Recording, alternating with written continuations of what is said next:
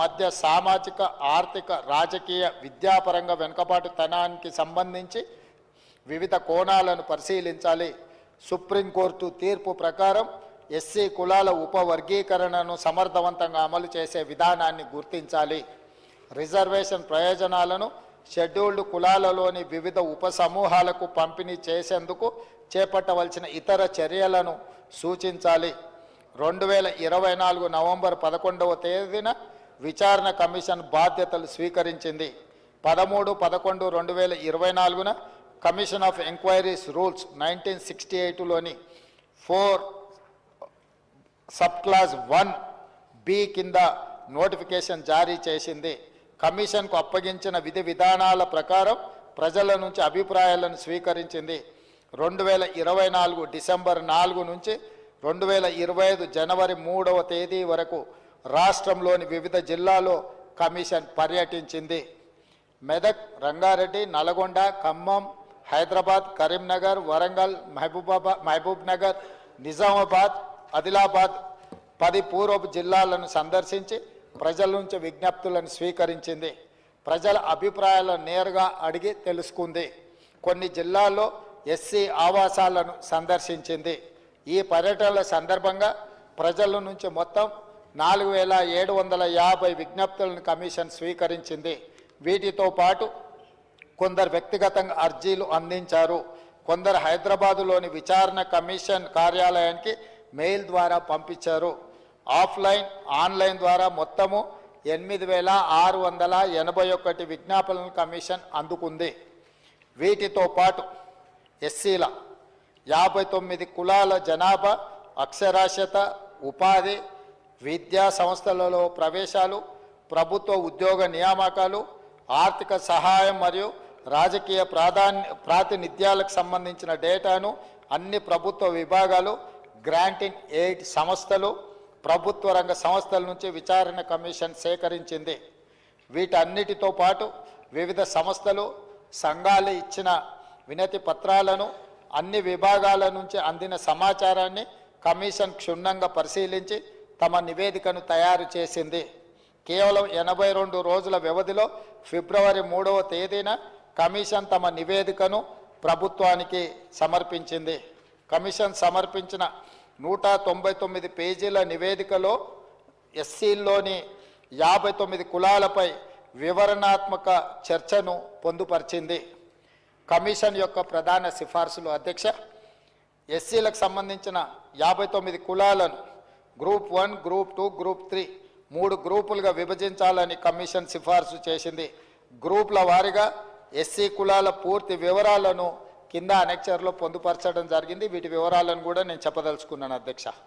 Category group 1లో సామాజిక ఆర్థికంగా మరియు విద్యాపరంగా అత్యంత వెనుకబడిన లేదా పట్టించుకొని షెడ్యూల్డ్ కులాల సంఖ్య 15 అధ్యక్ష. జనాభా 3288. ఈ జనాభాకు ఈ అనెక్సర్లో మిగతా డీటెయిల్స్ టేబుల్ చేసిన అధ్యక్ష, సభ్యులందరూ అది చూసుకోవచ్చు. వాళ్ళకు 1% రిజర్వేషన్ ఇచ్చింది అధ్యక్ష. గ్రూప్ 2లో మధ్యస్థంగా లబ్ధి పొందిన షెడ్యూల్డ్ కులాలను 18 ఉపకులాలను ఇందులో చేర్చింది అధ్యక్ష. వీళ్ళు 62.748% ఈ ఎస్సీ కులాలలో ఉన్న పర్సంటేజ్ ఉన్నారు అధ్యక్ష. వీళ్లకు 9% రిజర్వేషన్ ఇచ్చిండ్రు అధ్యక్ష. అదేవిధంగా గ్రూప్ 3లో మెరుగైన ప్రయోజనం పొందిన షెడ్యూల్డ్ కులాలు 26 అధ్యక్ష. వీళ్ళు 33.963% పాపులేషన్ ఉన్నారు అధ్యక్ష. వీళ్ళకు 5% ఇచ్చిండ్రు అధ్యక్ష. మొత్తము ఎస్సీలలో 59 కులాలు ఉన్నాయి. వాళ్లకు 100% జనాభాలో 15% రిజర్వేషన్ ఇచ్చిండ్రు అధ్యక్ష. గ్రూప్ 1 కేటగిరీ కింద వచ్చే 15 కులాలకు 1% ఇచ్చిండ్రు. గ్రూప్ 2 కేటగిరీ కింద వచ్చే 18 కులాలకు 9% ఇచ్చిండ్రు. గ్రూప్ 3 కేటగిరీ కింద వచ్చే 26 కులాలకు 5%. ఈ విధంగా 15% రిజర్వేషన్ వివిధ ఉపకులాలకు కమిషన్ పంచివ్వడం జరిగింది అధ్యక్ష. అదేవిధంగా అధ్యక్ష, ఉద్యోగ ఖాళీలను క్రమబద్ధంగా మరియు సమాన పద్ధతిలో భర్తీ చేయడానికి కమిషన్ ప్రిఫరెన్షియల్ మోడల్ని ప్రతిపాదించింది అధ్యక్ష. గ్రూప్ 1లో నోటిఫై చేయబడిన మరియు భర్తీ చేయని ఖాళీలను తదుపరి ప్రాధాన్యత గ్రూప్ అంటే గ్రూప్ 2 ద్వారా భర్తీ చేయాలి. గ్రూప్ 2లో భర్తీ చేయని ఖాళీలను గ్రూప్ 3 ద్వారా భర్తీ చేయాలి. అన్ని గ్రూపులలో తగిన అభ్యర్థులు అందుబాటులో లేకపోతే భర్తీ చేయని ఖాళీలను క్యారీ ఫార్వర్డ్ కింద భర్తీ చేయాలి. అదేవిధంగా అధ్యక్ష, ఎస్సీ కులాలకు రోస్టర్ పాయింట్లను కమిషన్ ఈ విధంగా సిఫార్సు చేసింది. గ్రూప్ 1కి ప్రతిపాదిత రోస్టర్ పాయింట్లు 7 అధ్యక్ష. గ్రూప్ 2లో వాళ్ళు ప్రతిపాదించిన రోస్టర్ పాయింట్లు 2, 16, 27, 47, 52, 66, 72, 87, 97 అధ్యక్ష. గ్రూప్ 3లో ప్రతిపాదిత రోస్టర్ పాయింట్ల అధ్యక్ష 22, 41, 62, 77, 91 అధ్యక్ష. అదేవిధంగా అధ్యక్ష, కమిషన్ క్రిమీ లేయర్ ప్రవేశపెట్టాలని సిఫార్సు చేసింది. ఎమ్మెల్యేలు, ఎంపీలు, జడ్పీ చైర్మన్లు, మేయర్లు తదితర ప్రజాప్రతినిధులతో పాటు గ్రూప్ 1 సర్వీస్లో ఉన్నవారిని, ఇలాంటి స్థానాల్లో ఉన్నవారిని క్రిమీ లేయర్గా పరిగణించాలని సూచించింది.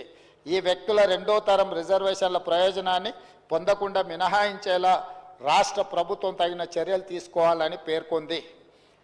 జస్టిస్ షమీం అఖ్తర్ గారి నేతృత్వంలోని ఏకసభ్య న్యాయ కమిషన్ ఇచ్చిన సిఫార్సులను పరిశీలించిన ప్రభుత్వం పైన పేర్కొన్న వాటిలో 1, 2, 3 సిఫార్సులను ఆమోదించింది.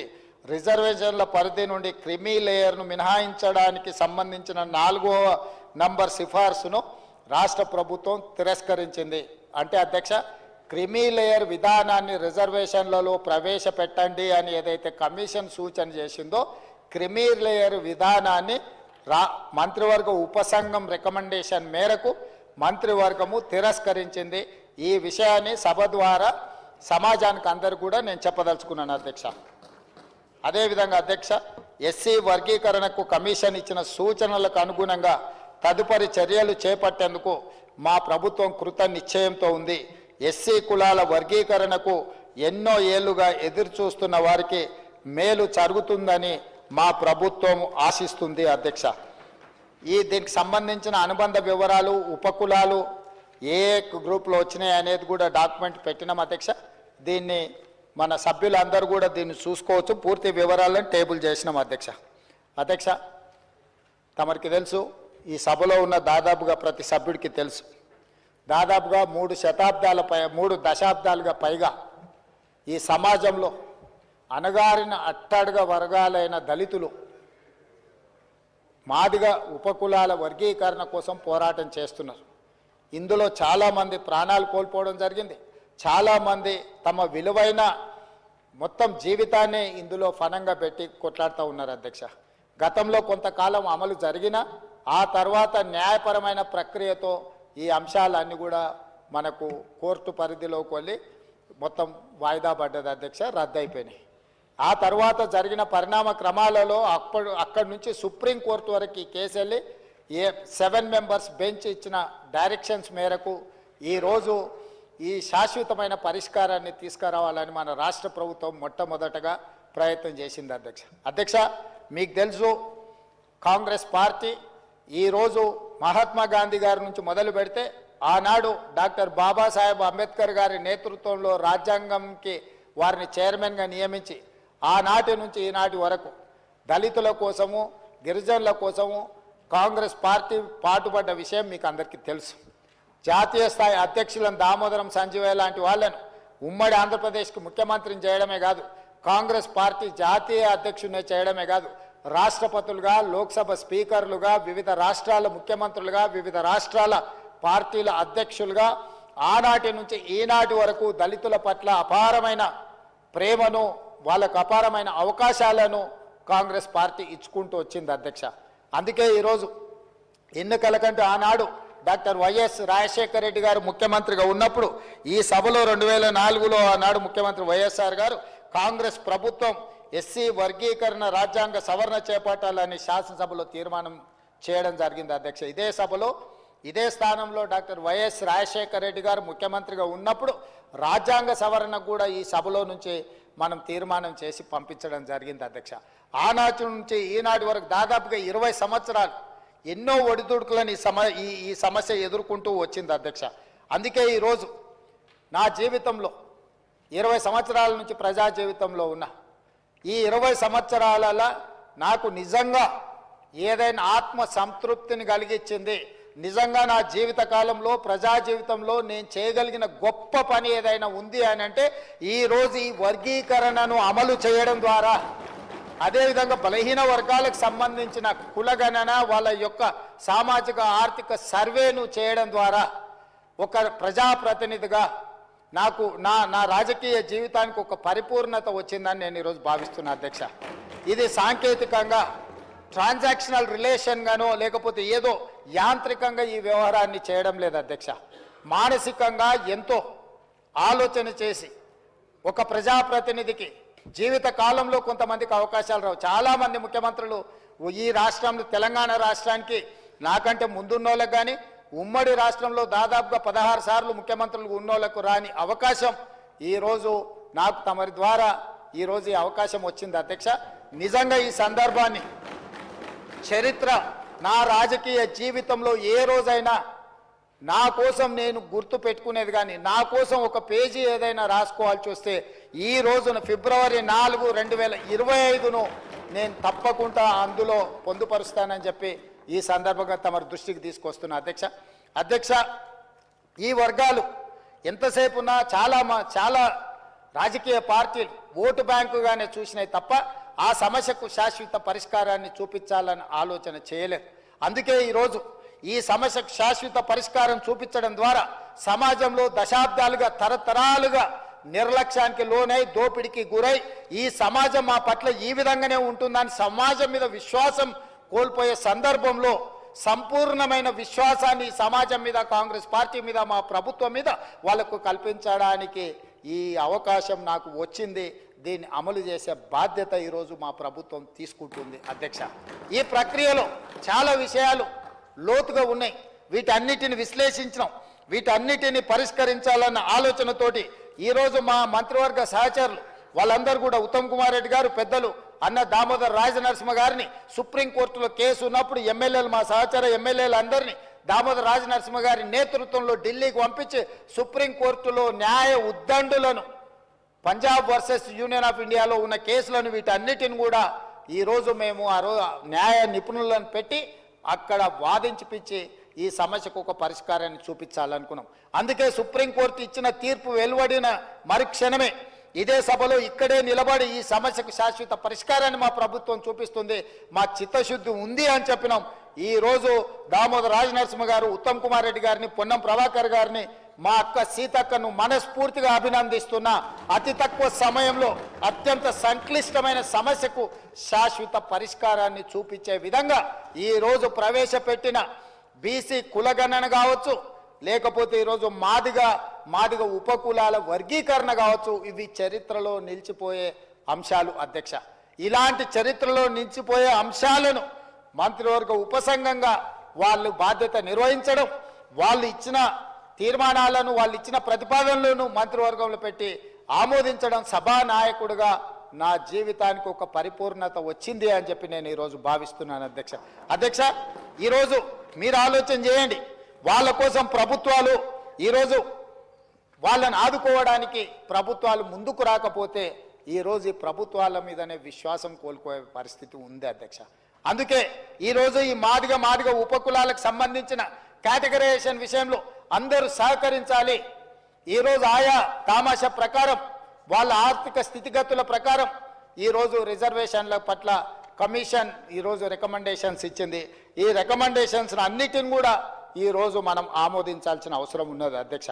అందుకే ఈరోజు ఈ సభల దీని మీద నాకు తెలిసి ఏ పార్టీకి కూడా, ఏ సభ్యుడికి కూడా దీని పట్ల అభ్యంతరం ఉంటుందని నేను అనుకోవడం లేదు అధ్యక్ష.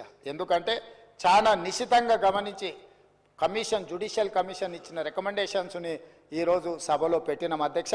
అందుకే ఈరోజు మనం దేశంలోనే ఈ విషయంలో ఆదర్శంగా నిలబడదలుచుకున్నాం. అందుకే పార్లమెంట్లో శ్రీ రాహుల్ గాంధీ గారు నిన్న కులగణన మీద కానీ, ఈ ఎస్సీ కేటగరైజేషన్ మీద కానీ వారికి ఉన్న చిత్తశుద్ధి, వారి ఇచ్చిన డైరెక్షను, వారి ఇచ్చిన సూచనను ఈరోజు కాంగ్రెస్ పార్టీ అధ్యక్షుడిగా మల్లికార్జున్ ఖర్గే గారు ఉన్నారు అధ్యక్ష. ఒక block Congress president block Congress నుంచి ఏఐసిసి అధ్యక్షుడు కాగలిగిండు అని అంటే ఒక దళిత బిడ్డ, మన ఆనాటి హైదరాబాద్ ఉమ్మడి రాష్ట్రానికి సంబంధించిన వాడు, మనవాడు, మనం గొప్పగా మనవాడని చెప్పుకునే మల్లికార్జున్ ఖర్గే ఈరోజు ఏఐసిసి అధ్యక్షుడిగా ఉన్నాడు, రాజ్యసభలో ఫ్లోర్ లీడ్గా ఉన్నారు అంటే ఈరోజు కాంగ్రెస్ పార్టీ వల్లనే ఇది సాధ్యమైంది.